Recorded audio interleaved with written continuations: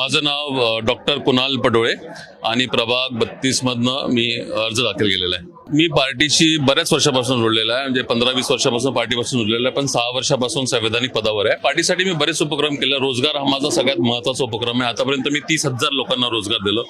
ते प्रधानमंत्री रोजगार मेळावा असेल किंवा पालकमंत्री रोजगार मेळावा असेल, आमदार रोजगार मेळावा असेल किंवा युथ एम्पॉवरमेंट समिट असेल, या सगळ्या माध्यमांनी, कारण की आजचा हा प्रश्न आहे, ज्वलंत प्रश्न हा रोजगार आणि स्वयंरोजगाराचा आहे आणि या रोजगारावरच मी डॉक्टरेट केलेली आहे आणि मी आतापर्यंत 30,000 लोकांना रोजगार दिलेला आहे. नेहमी दर महिन्यात आम्ही रोजगाराचे उपक्रम करत असतो.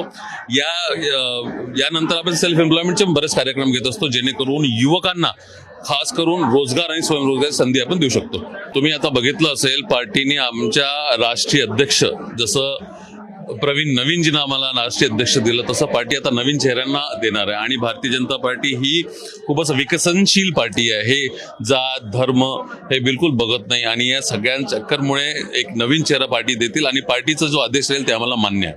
त्याच्यामुळे पार्टी हा व्यवस्थित आणि वैयक्तिक आणि चांगला निर्णय घेईल अशी आमची अपेक्षा आहे.